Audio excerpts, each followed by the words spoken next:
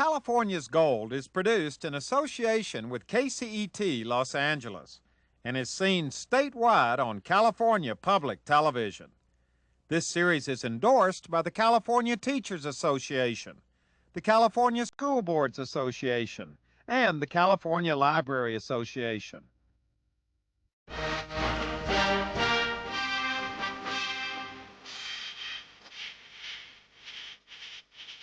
The U.S. aircraft carrier Midway was commissioned in 1945 and proudly served our country until it was decommissioned in 1992. The U.S. aircraft carrier Hornet went into service in 1943 and had a distinguished career until it was decommissioned in 1970. But even though both of these huge historic carriers are no longer in active service, they are in fact still alive and well, and are now very much a part of California's goal.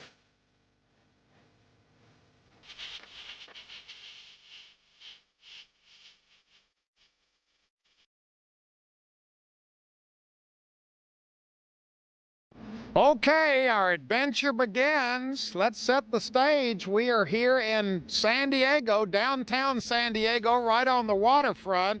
And Scott, this is going to be exciting because look where we are. It doesn't get any better than this, standing right here beside the good old USS Midway. She definitely makes a statement here. Indeed. Why is she here? Why is the Midway in San Diego?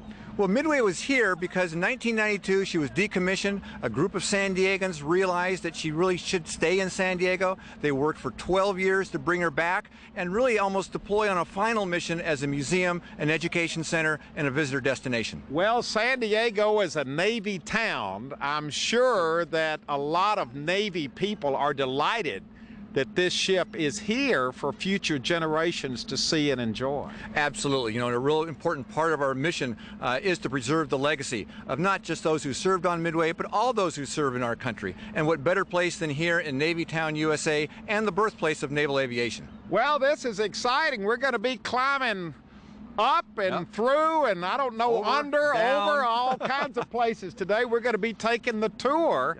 It's a little blustery today, but that's part of the history too. I'm not going to complain about the weather because the sailors, the Marines who served aboard this aircraft carrier, they went through a lot of really rough weather out in the middle of the Pacific and Atlantic Oceans. You know, Midway was the longest serving carrier in U.S. Navy history at 47 years. That ranged from the equator to the subarctic to numerous typhoons, heavy seas. I think most Midway sailors would say this is a day that's a walk in the park. Yeah, typhoons, monsoons. We're having a little bit of rain spitting on us right now. That just gets us in the mood, gets us even more excited because this is where we're going to be spending the day, right here on board the USS Midway, right here in San Diego. Now this is exciting. We're starting off the tour up here on the flight deck itself, and this is the first time I've ever been on the flight deck of an aircraft carrier. This is a big space up here. Indeed it is. You know, they call it in the Navy being up on the roof. This particular roof or flight deck is 4 acres. Midway, when she was commissioned, was the largest ship in the world, and she was the first ship too large for the Panama Canal. Wow, so she was commissioned back in 1945. She was built in only 17 months, but missed World War II by only 8 days. Okay, now, first observation I have, I feel like I'm walking through an aviation museum here. I thought we were touring a ship. Well, you do tour a ship when you get below decks, but up here on the flight deck, you are in the middle of an aviation museum. You're looking at 50 years of naval aviation history, from the prop planes, the Hellcats of World War II, all the way up to the Hornets of Operation Desert Storm, and almost every type of aircraft in between. So all of these aircraft at one time flew off of aircraft carriers from the very earliest days of aircraft carriers. Absolutely. That's exactly the point of this museum in some respects, is to give people an opportunity to learn about naval aviation and the teamwork and trust and extraordinary dedication it took to operate all these kinds of aircrafts in the middle of an ocean on a ship only 3 football fields long. I'm standing here looking over your shoulder, and I saw these people standing over here next to the tower over here, and I noticed they're not moving. No, they're not. What is that all about? They're not moving, Huell. However, they are our friends from the USS Ronald Reagan, which is home ported here in San Diego, our newest aircraft carrier. That's an exhibit to help explain what we call the flight deck ballet, how the hundreds of young men and today women work on the flight deck, mostly with hand signals, always in roughly 30 knots of wind when flight ops are taking place, the shooters, the safety personnel, the people in charge of fueling, ordnance, and so on, all working together so that planes can get off the deck efficiently and safely. Do a lot of people make the same mistake I made? I thought yes. they were real there for a while. Absolutely, they do. It's also proven to be a great photo stop for kids to take their photos alongside the shooter up here on the flight deck of the Midway. Now, it's still blustery up here, and boy, if this was going through choppy seas, would we be... Oh. That's probably the only thing that's not authentic to the aircraft carrier experience today, is that when you're here, the ship isn't rolling like it normally would. Absolutely, and particularly in the case of the USS Midway. Midway was built on a hull not originally intended for aircraft carriers, so it was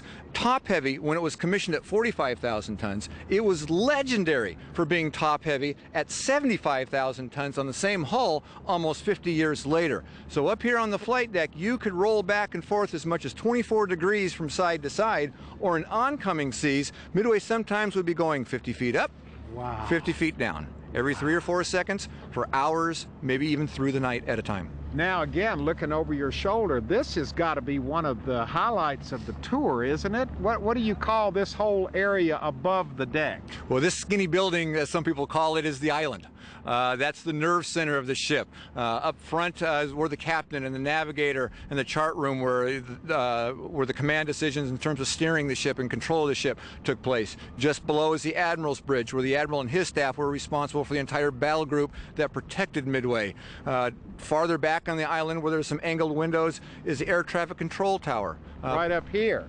That's right, primary flight control. That's where the air boss, the mini air boss, and their staff were responsible for not just what was going on the flight deck, but flight operations up in the air as well. Now, we're not going to be able to do all of this today. There are lots of stops on this tour, aren't there? Absolutely. Admission here includes a self-guided audio tour that we expand every year with new spaces. Most of the stops are narrated by former Midway sailors who lived or worked in those spaces. And you may stop at one place, Huell, and listen to a man who was aboard during Desert Storm, and the next stop might be a man who was aboard in 1945. And you said men, because today's Navy is men and women, but when the Midway was operating between 1945 and 1992, there were no women on board ships at that time. No, Midway had a crew of 4,500 men. Their average age was 20. It was literally a floating city at sea, hundreds of thousands of miles away from home, and it was up to the mayor, if you will, the captain and his department heads to manage 4,500 men, only 200 of which were pilots. Everyone else had city-like jobs like butchers and corpsmen and doctors and dentists and laundrymen and so on, so that 200 men could get in the air. Boy, talking about cities, the juxtaposition when you're standing up here between the carrier and San Diego is really inspiring in a way and surprising in a way. Well, it is. For a lot of us here in San Diego who've come to know our heritage, you know, San Diego is a Navy town. The Great White Fleet of Teddy Roosevelt discovered San Diego Bay in 1908, and a short 3 years later, the very first naval aviator earned his wings right here in San Diego Bay. Wait a minute. The Great White Fleet didn't discover San Diego Bay. It was discovered by Cabrillo hundreds of years before that. Indeed. But the Navy certainly discovered it from its perspective. Okay. And today, San Diego is one of the largest Navy complexes in the entire world, and certainly the Navy and our relationship with the Navy is one of our defining characteristics. And of course, Cabrillo was on a ship, so I guess he was in the Navy too. And absolutely, from a different perspective, a couple hundred years before. We're fixing to take off, take flight off this deck. That's right. We've got a pretty good brisk wind today, certainly unusual for San Diego, but not unusual for Midway sailors who are working up on this flight deck for 50 years. See, I think this adds to the excitement of being here, and then we're looking right out here. There's a carrier coming into San Diego Bay, and usually they're carriers based, home ported, big ones right here across the way. Absolutely. You know, it's amazing. Visitors come to San Diego and they're always surprised at how many Navy ships are coming in and out of San Diego Bay literally every day, including helicopters, training, and so on. So when you come aboard Midway, not only are you reliving, I think, irreplaceable history, but you're also getting a sense of what's happening with the U.S. Navy today. But isn't the Midway, the USS Nimitz and the USS Ronald Reagan are usually they're home based right over here. Right off Midway's bow, right across San Diego Bay. Oftentimes you'll see the Nimitz and or Reagan in. Obviously they're at sea today, I think for several months. Sometimes the Abraham Lincoln is in. So on occasion you'll see as many as 3 modern day carriers right off the bow of the Navy's longest serving aircraft carrier. So it all's tied together. Right Navy, here, Navy carrier history. Absolutely, right here in the birthplace of naval aviation. It is so dramatic to stand here and see this glide by. There's something about an aircraft carrier that sets it apart from almost any other ship afloat. Well, I think that's true. You know, there's a lot of romance, and Hollywood's, I think, had a lot to do with that, about aircraft carriers, the missions that they are assigned, the responsibilities they have in times of conflict and crisis. And the fact that they're so big. Absolutely, absolutely. As I mentioned before, Midway had a crew of 4,500. That carrier there is going to have somewhat of a smaller crew. The USS Ronald Reagan today has a crew of almost 6,000 men and women. Now this is the most interesting thing I have seen so far. This fighter plane sitting right here, fighter jet sitting right here, it's all hooked in. This is the Catapult down here. That's right. This is where, at the end of the day, it's what it's all about. That's getting these kinds of planes weighing 19, 20 tons into the air. But for some reason, I think most of us think that these planes come all the way down the deck. No, no. They don't. No. From here to the end of Midway's bow is about 75 yards, a good punt in the NFL.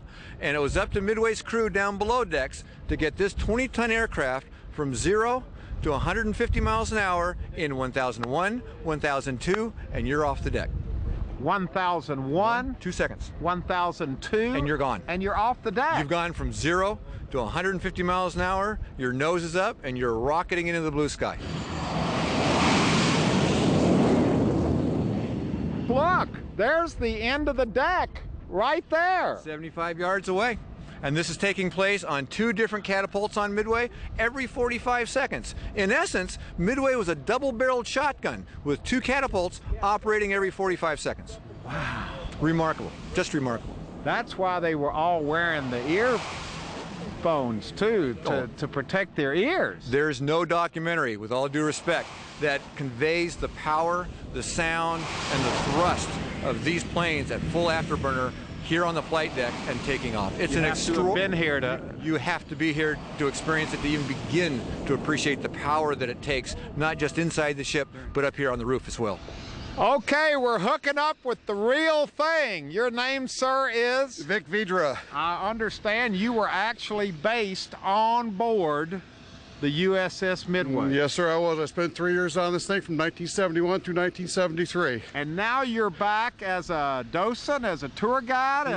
I'm not a tour guide. I'm the safety manager. One of the few paid positions on board, and it's just been the best job I've ever had in all my life. Did you ever think you'd be back on board when you got out of the Navy? When I saw the Midway leave in 1973 out of Alameda, I thought I'd never see the ship again. And getting back on her again was a godsend. How do you feel being aboard and knowing that she's saved for posterity, that she wasn't scrapped? Well, it's a sense of pride, a sense of ownership of this museum. And coming aboard this thing every day is like coming home. It's an everyday experience of coming home and seeing her and presenting her to the public and sharing my experiences. Does this turn green? No, these are orange in the middle, or amber color. She's got lots of questions. She doesn't does. She knows more than I do. You ever been on board something like this before? Never up here. This is fascinating. Why is it so fascinating? What do you love so Well, much? I've read a lot about it, but I've never seen it. Yeah. Do they always ask the same questions? No. People have different questions all the time. They have different experiences. Some people have no knowledge of aircraft carriers. Their son is in the Navy, and they have been observing what's happened to him. They know a lot more than most people do. Hardly anybody that comes here knows anything about the service. They've just seen pictures of what it looks like, and they have an idea that it's a lot bigger than it really is. We actually see it in person here. Looks pretty big to me. Well, think of it this way, though. This airplane, which is 63 feet long, has to touch down in an 80-foot box while it's going 140 miles an hour, or it doesn't get to stay. That's the bottom line of how all this works. Wow, we just saw how quickly they had to take off. They have to land just as quickly. They do. And every 45 seconds, one will touch down here in the daytime. And at night, every minute, one will touch down here. Wow. So we have some great pictures here, what it looks like in the daytime and what it looks like at night. So this is what it looks like in the daytime. Here's an airplane coming in to land on this ship, the Midway. Yeah. And as you can see, everybody is, ha, ha, ha. I'm getting to do this and they're paying me to do it. 30 year time though, this is what they're going to be paying you to do. Oh my gosh. Not the same. That's it at night. That's what it looks like at night. And this that you're seeing, these lights, you don't even get to see them until about 40 seconds before you hit it. Wow. Before that, it's black? Black. Yeah. Unbelievable. See, this is all so interesting, and you get to see people wide-eyed at your stories. We do. You have a captive audience here, don't you? We do. And we love to be able to tell the people what we know, pass on our experiences to them, and to talk about the great young people who are out there doing it right now. What I'm explaining here, Huell, is happening 100 miles off the coast right now, because we have a carrier out there operating its planes. Right off California? Correct. Okay, now we're on the bridge, and we're speaking a little more softly because there's a tour going on here, which is what's supposed to be going on here. Absolutely. But we have stopped right here because this... Now, wait a minute. It's not supposed to move that easily, is it? Well, I don't think it moved quite that easily when Midway was underway, but that is indeed the helm. This is where a 26, 24-year-old sailor was actually controlling the direction of the ship, on orders, of course, and he couldn't see anything. There were no real windows to see out in the ocean. Well, now the captain was up here, right? Captain's around the corner in the captain's over chair. here. You've got navigators, officers of the deck. There's probably 12 to 15 men working together. This man is steering strictly by the numbers. Wow. Not by sight. And you know what? There's a lot of brass up here, too, yes. which Yes. means there was a lot of brass that had to be Whole lot of polished. polishing. Absolutely. You know, maintenance was always a major priority aboard the ship at sea, and it certainly is here at the museum. This has got to be, let's walk right through here, because this has got to be one of the high points of the tour, to come up here and stand on the bridge as the captain would have stood. And not that long ago. You know, Midway was the flagship for naval air operations in Desert Storm in 1991. This isn't a movie set. This is the real deal, and this is the way it was as recently as 1991. And I love this sign, please don't turn the knobs, ask the docent, because Yes. you are tempted when you come up here to turn the knobs. There are knobs and levers all over this ship, Huell, and you know, with 850,000 visitors coming aboard every year, we're the most visited floating ship museum in the United States.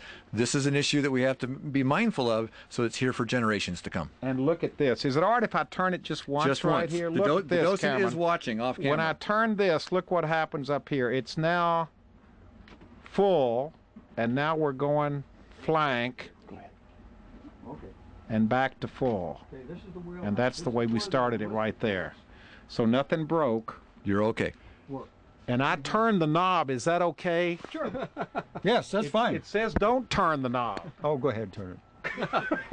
The can-do spirit of Midway. Everybody else does. Everybody else There does. you go. There you go. We're below decks now because Scott wanted to show us. We've been up in the wide open spaces That's right. on the flight deck.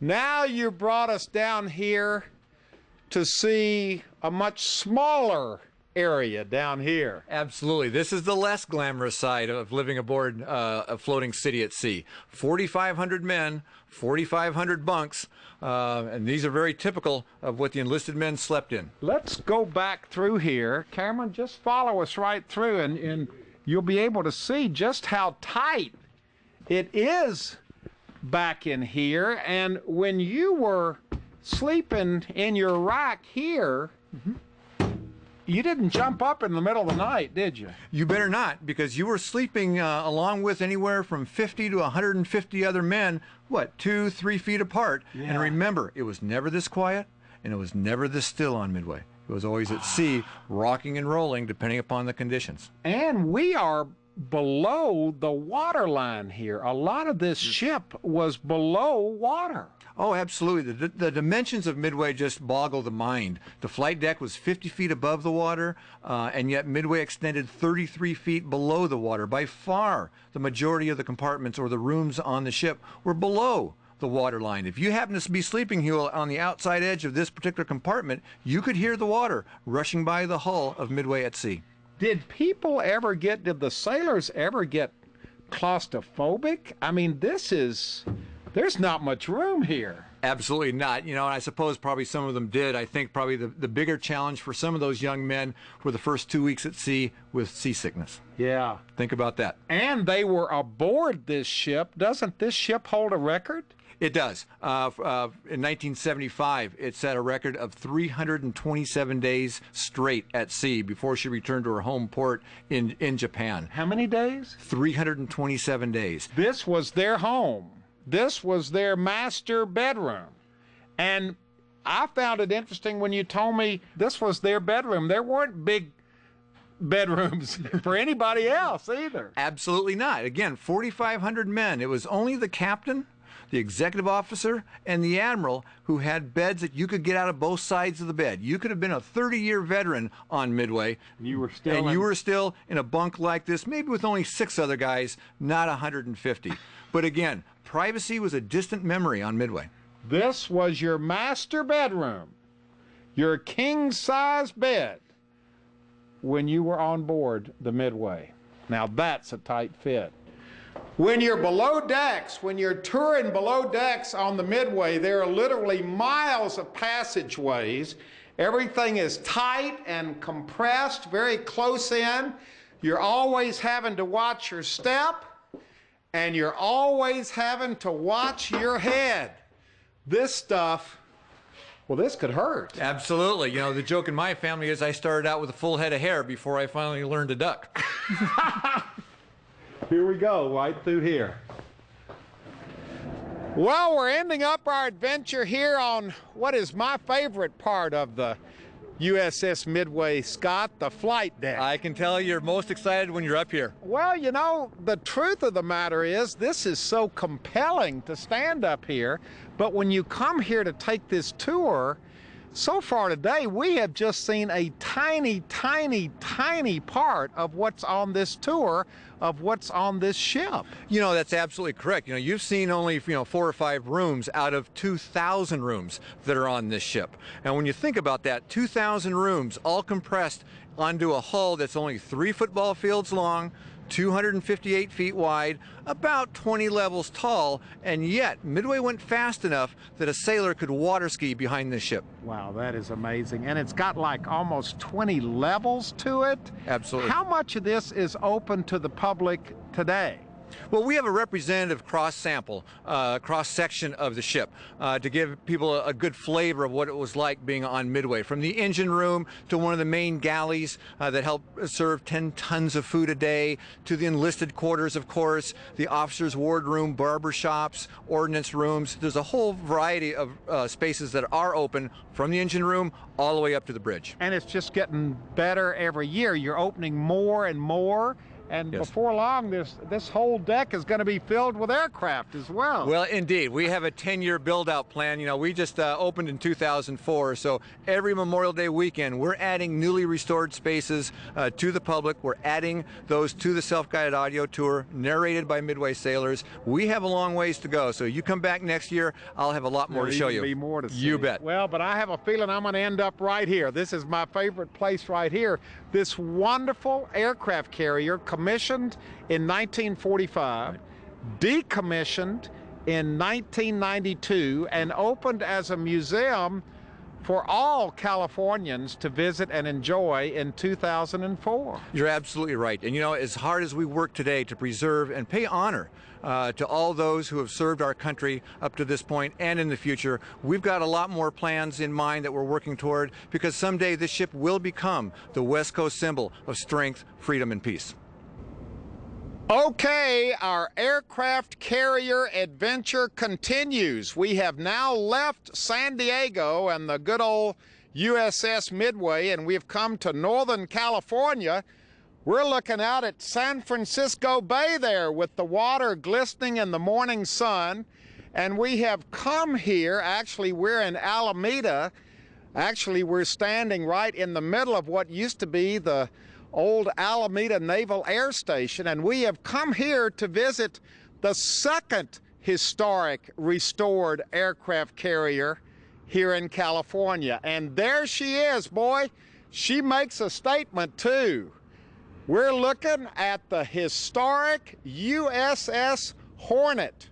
And here to fill us in on the history of the Hornet, come on over here, Ralph. Boy, she does make a statement, doesn't she? Yes, she sure does. She's I a know beauty. you're proud of her. Very proud. There have been a number of Hornets over the years in the U.S. Navy, haven't Absolutely. This is number 8. This is the 8th Hornet with that name, going all the way back to the Revolutionary War. And probably the final ship named Hornet. Now the name is transferred to the aircraft, the FNA-18 Super Hornet that flies off all our carriers. Now, I've done a little bit of research. This Hornet, the 8th Hornet, replaced another carrier, the USS Hornet, that was actually sunk by the Japanese during World War II in 1942. Correct. In October of 42, near Guadalcanal, the Hornet was sunk. That Hornet was the one that took Jimmy Doolittle to 30 seconds over Tokyo and that fought so valiantly in the Battle of Midway. But when it was sunk, this Hornet was half built, was going to be called the Kearsarge, but they changed the name to Hornet to perpetuate the name. In honor of the Yes, Hornet that had been sunk. Correct. And then I was reading some old articles from 1995 in the San Francisco Chronicle talking about this Hornet basically on her way to the scrap heap. She had been decommissioned. Nobody wanted her. She was going to be sold for scrap. She was in fact sold for scrap. She had spent about 25 years up in Bremerton in the scrapyard up there. She was decommissioned in June of 70, and in 95 she was brought down here to Hunters Point to be scrapped. And fate stepped in. They had a little too much work to do, so she just sat out in the bay, tied up out there, or anchored. And during the summer of 95, this was still an active base, and the base commander wanted to do a 50th anniversary of sort of the end of World War II. So he asked that the Hornet be brought over to be that platform. And it got people excited. And it never left. And you all must have really gone to work to save this ship, because obviously she has not been sold for scrap. Right. Well, the scrap dealer agreed, if the Navy agreed, that they would just take their money back and turn it over to the museum program, which they did. And even at that, it took us a full 3 years to convince the Navy that we had a pier, this beautiful pier here, and the money and all the things you need to make a ship like this work. So lots of volunteer hours, lots of love, lots of elbow grease has gone into preserving this wonderful old aircraft carrier. Let's take a look at her right here. The USS Hornet sitting here proudly restored, and that's where we're going to be spending the morning, visiting this wonderful aircraft carrier that's here for all of us to visit and enjoy. Boy, she really makes a statement sitting here in the harbor. Here we go! Whoa, hold on! Whoa! This is an express ride. Whoa! And look where we are. Now this is exciting. I didn't expect it to be moving that quickly. We were just riding on the #1 airplane elevator. That's the way the airplanes would have come up to the flight deck. The Hornet has 3 elevators. This is 1. There's 2 and 3. 2 of our 3 are active and work. Wow. And on board on this flight deck, over the years, the Hornet was really busy and did her job, didn't she, Ralph? Bet, you bet. World War II, a little bit of Korea, and then Vietnam, 3 tours of duty in Vietnam. During that time, she was pretty much a submarine killer. She had a lot of helicopters on board. Now, what happened during World War II? How many planes did the planes shoot down that were coming off this flight deck? The Hornet's pilots and her gunners. Of course, in World War II, the ship was covered with guns. About 1,410 enemy airplanes were destroyed, and about almost 75 ships were sunk by the planes and the gunners here, but mainly the planes. So World War II was really her most glorious period. One of the most decorated ships in our country's history. And there would have been a lot of activity day in and day out coming off this deck. A carrier like this in World War II carried just about 100 airplanes. And there was a lot of activity day and night. Yeah, it had catapults, but you know, because of the propeller planes, they were easy to get off in the wind, and so the catapults weren't used that often. So it still holds the record as one of the most decorated ships of all time in the U.S. Navy. I think maybe the Enterprise folks would argue with us, but we're right up there. I mean, it's pretty close. Yeah, this ship, it did an incredible job, and it was never hit by a kamikaze, a torpedo, a bomb. I mean, it really was a lucky ship. And in fact, it's nicknamed the Gray Ghost. Now, how big a flight deck is this? Look, we're looking from one end down here. Now that we're looking over at Alameda there. Right, correct, sir. One end to the other over here. How big? Put it in comparison to like football fields. Well, from one end to the other is just 900 feet. So it's 3 football fields long. And width-wise, in the widest part here, I think it's about 130 feet, something like that. But the pooch-out area here, Huell, that was a... What do you mean the pooch-out area? The angled deck. I'm sorry, I was using a non-Navy term there. The angled deck... right over here. Right. Was actually a British invention. The carrier itself, down at the very end there, you can see how narrow it gets. That was the entire width during World War II. So we were just a long kind of cigar. So they added this during the Korean and Vietnam era. Right. Actually, that was added in, I believe, the late 50s. We went through a major overhaul, and the angled deck was added.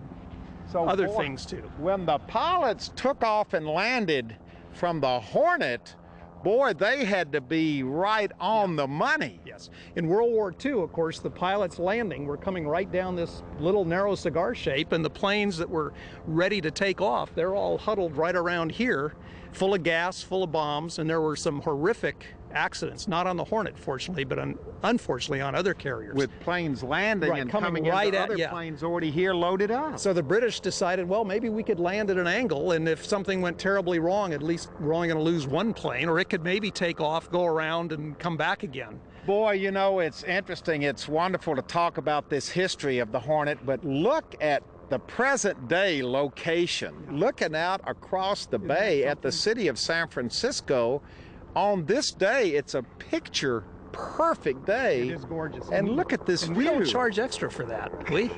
That comes with the ticket. No, it is gorgeous. It is a beautiful view, and when we do big events or dances and all, that's the backdrop for some of the things that go on here. There's another proud chapter in the history of the USS Hornet that has nothing to do with wartime records at all. It's all about something very historic and very important that happened during peacetime back in 1969. And here to fill us in on this wonderful chapter of this ship's history is Bob Fish. And Bob, tell us what happened right here on this flight deck in 1969? I'd love to, Huell. In fact, on July 24th, 1969, the first men to walk on the moon came back and were picked up by the USS Hornet. So in that morning, the first guys who walked on the moon and the President of the United States were right here hanging on the Hornet. Now, boy, you just said a mouthful right there. 1969, July the 24th. Okay, the 3 American astronauts had landed on the moon, the first humans to walk on the moon. They came back safely to Earth. And why was the Hornet selected as the ship that would go out in the middle of the Pacific Ocean to pick them up when their capsule landed? Well, the Hornet happened to be in the middle of coming back from a deployment cycle. It had just returned from its 3rd tour of duty in Vietnam, and they were planning to retire the Hornet and other Essex-class carriers. And so this carrier was basically free and available and in the Pacific. And so the orders came down in June to go out and pick up the Apollo 11 guys. So this was the last real mission that this ship had before it was decommissioned. Well, actually, it did such a great job on Apollo 11 that exactly 4 months later they also had it to Apollo 12. But that was its last mission. Yes. All right, now let's set the stage. The deck is full of excitement, and the capsule comes down. How close to the ship did the capsule land? When the capsule first landed, it was about 12 miles away because of the moon germ issue. They didn't want the President of the United States to possibly be contaminated with moon germs. And moon germs? Yeah, back then they thought there were germs on the moon. They didn't know, did they? They didn't know. They didn't know, and they still don't know, like, for instance, now about Mars germs coming back with Mars rocks, so it's just still the same thing. But basically, the ship laid off about 12 miles till the capsule was in the sea, and then it went over, and the helicopters, of course, arrived there first, and then the ship pulled up, and then President Nixon actually watched from right up there right up there on the first bridge, on the far end of the first bridge at the base of that ladder. President Nixon watched as the helicopters recovered the 3 astronauts from the life raft that was bobbing around next to their capsule right over here, and at that point in time it was only about a half mile away. There goes the first astronaut. Up in the Billy Pugh net. Up in the Billy Pugh net. Boy, if you'd been standing right here, you could have seen the capsule in the water. Very clearly. It was a great shot, great show for President Nixon to watch, and a great shot for the TV cameras. All right, so was there live coverage? There was, wasn't there? That's correct. 500 million people worldwide watched live as this recovery took place. Last astronaut going up. There won't be the flight deck welcome ceremony because they've got to go right into quarantine. However, Ron, there will be a ceremony down here on the hangar deck. The Marines will present military honors. The Navy band will move down here from the flight deck where it is right now. The President will be appearing very soon after the astronauts finish their initial medical inspection, so that the routine flight deck ceremony, which has become so familiar over the past few years, will actually be supplanted by something a good deal more spectacular down here on the hangar deck. All right, so the helicopter brought the astronauts right down here, and is this where the astronauts got out of the helicopter and we saw them for the first time, that they were safe? Well, actually, because of the moon germs, they had to put on biological isolation garments, or big suits as they call them, and they were stuffed into the back of the helicopter in these big suits right out of the command module. So when they landed on the flight deck here, they stayed inside the helicopter. They didn't get out of the helicopter? They didn't get out. Unlike any other of the 20 recoveries the Navy had done to that point, they had to stay in the helicopter, and it was pulled over here to the elevator where it was lowered down. So it went down on an elevator like the one that we rode up on, and still in the helicopter. Still in the helicopter, went right down into the hangar deck.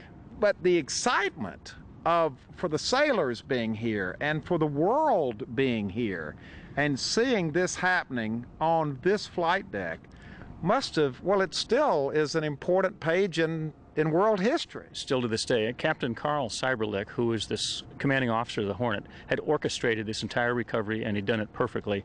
And everybody knew their job, they did their job, but still every single one of them had a tingle down their spine as the 3 astronauts basically arrived back in the helicopter and safely down into the hangar deck. Here we go!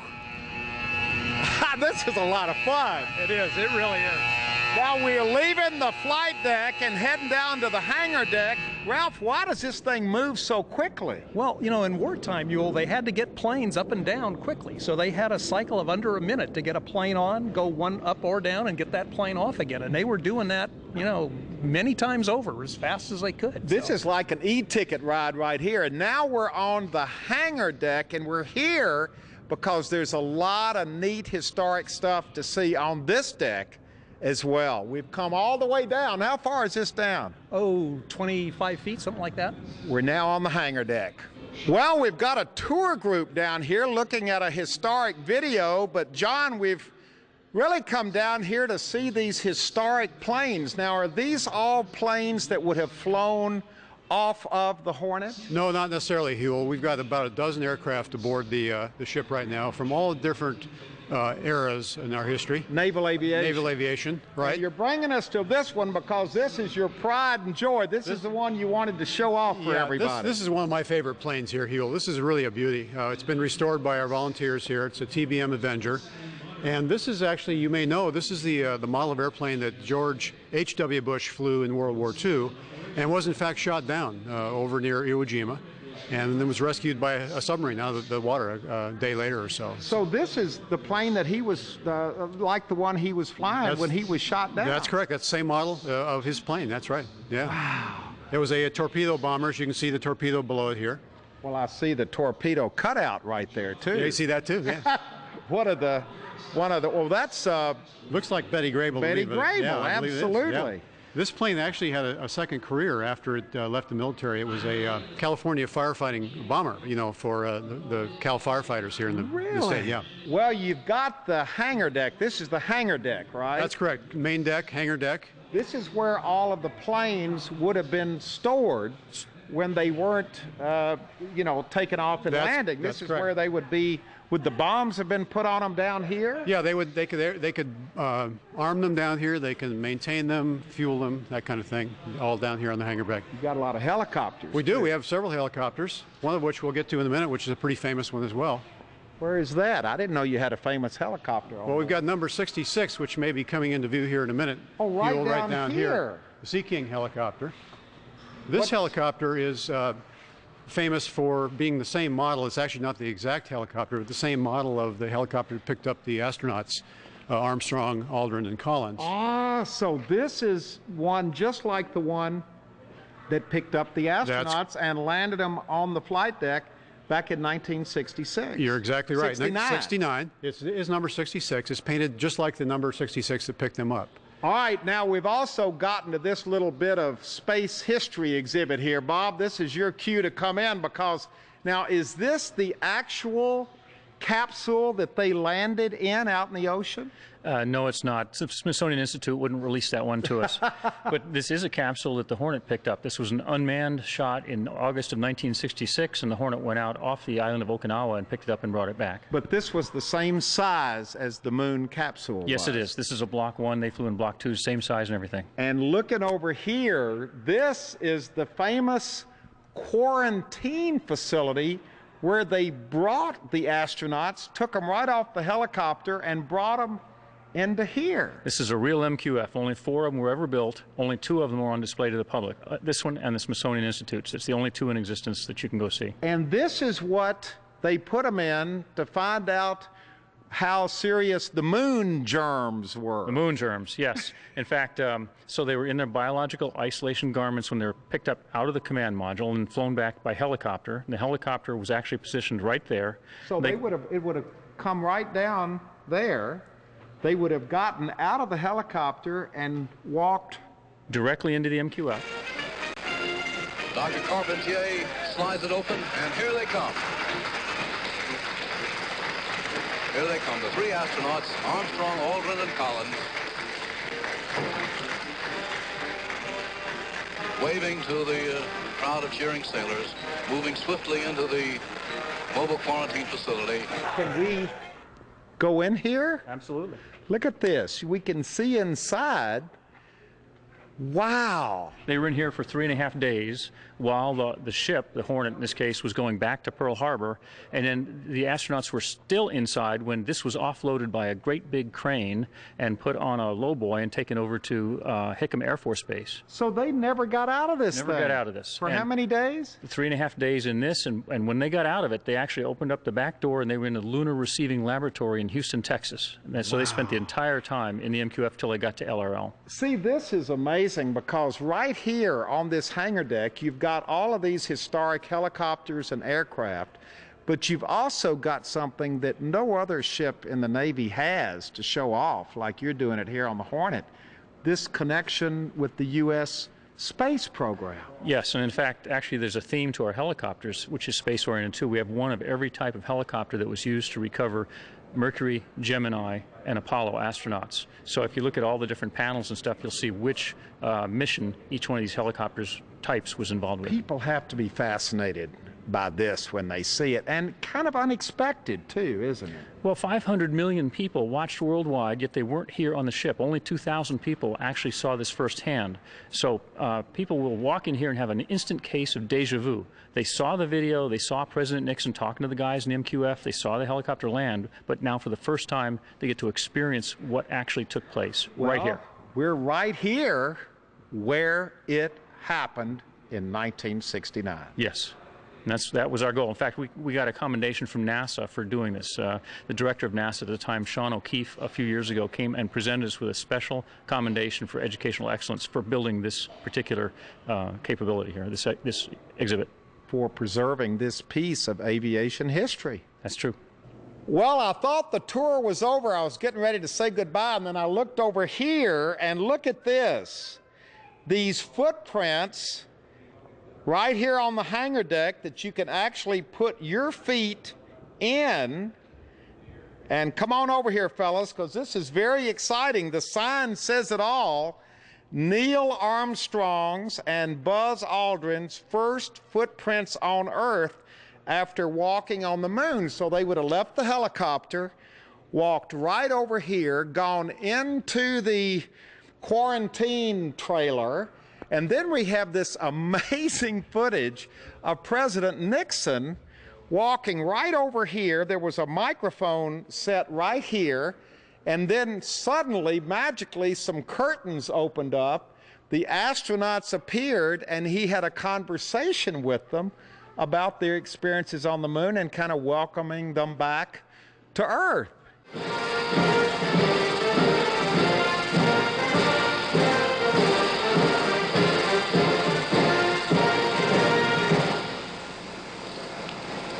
President Nixon waving to the astronauts. The curtains have been drawn. And there they are in the rear window. The President signaling for applause from the crowd. Astronauts gather in the window. Neil, Buzz, and Mike, I want you to know that I think I'm the luckiest man in the world. And I say this not only because I have the honor to be President of the United States, but particularly because I have the privilege of speaking for so many and welcoming you back to Earth. Of course, that was Nixon's probably the best day of his entire presidential career. You know, I mean, he was actually euphoric here on the ship and used things like this is the best day in the history since the creation and so on and so forth. Yeah. It's very exciting. Very well, exciting. I got to tell you, it's kind of exciting for me to have my footprint right where. Now, we don't know that that's the actual. It's very close. We just know that they walked. Right. But it's over very close. Here. We actually used the video to look at how far off it was from the stairways and stuff, and those prints are within a few inches of where Neil Armstrong stepped. This is history right here. Unexpected, but overwhelming when you experience it firsthand. And here is a great shot right here, looking in here. And you said that a lot of people get excited about this because nobody's ever really seen inside this quarantine chamber before. Well, the Smithsonian MQF, they do not allow people in. It's locked up, and you can only see it from behind ropes about 10 feet away. We allow people to walk into the vestibule of ours so that they can get a better feel of what the astronauts experienced when they were in quarantine right after they came back from the moon, moments later. Well, we've already written on the airplane elevator. Now, this is totally unexpected. We're getting on the This is an escalator. Yes, it is. It's for the pilots. So they had an escalator on board for the pilots to ride up. They did. The ready rooms where they got briefed before their missions were down below the hangar bay. And in order for them to get all the way to the flight deck with all their gear on, this was deemed to be important for them. So it was put in the 50s. We're riding on the pilot's escalator up to the flight deck. This whole ship is full of surprises. Yeah, it is, absolutely. We're here.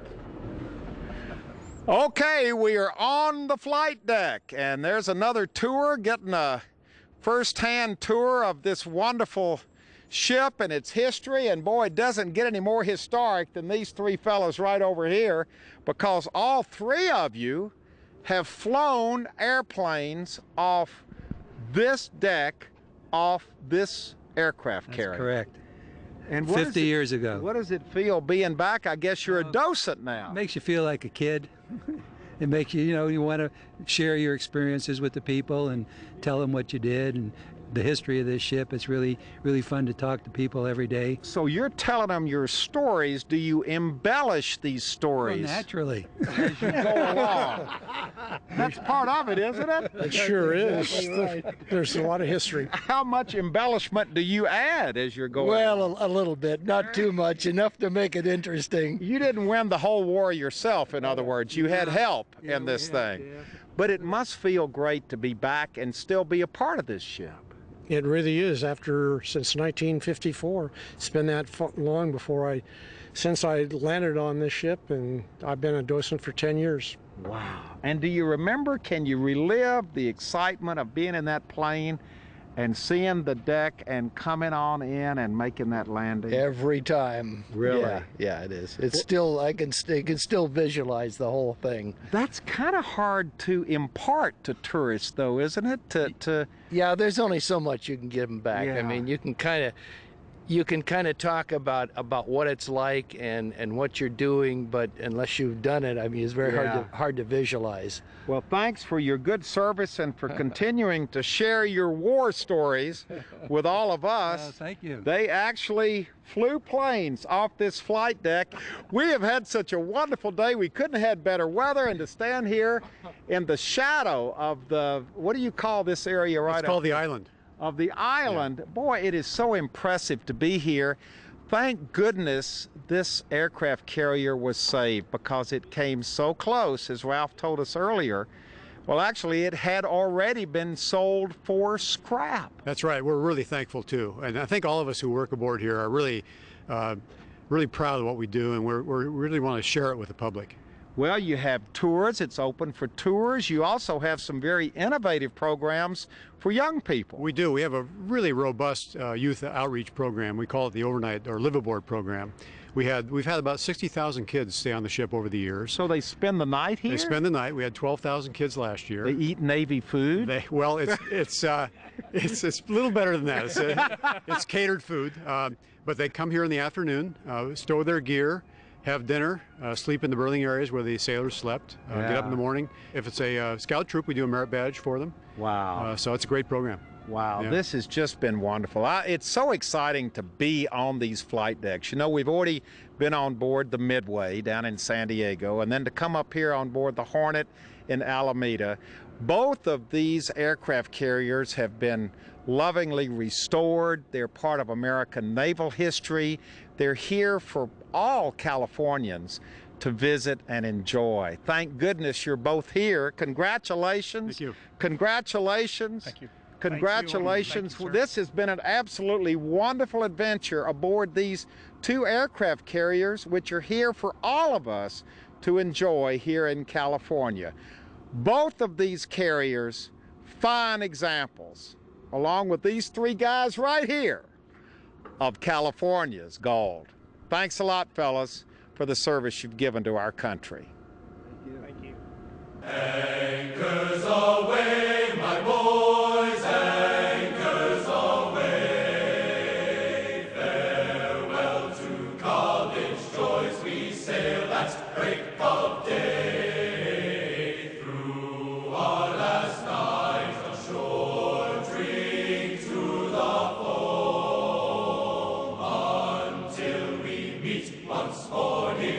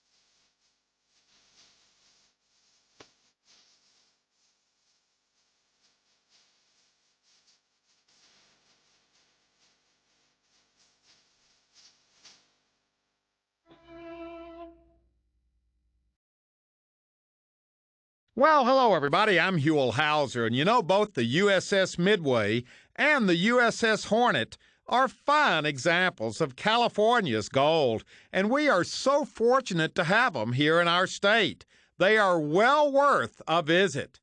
And if you'd like to go on this particular adventure again, share it with family or friends, or perhaps donate a copy to your local school or library. It's available on video cassette and on DVD. All you have to do is call 1-800-266-5727, and we'll be glad to send it to you right away.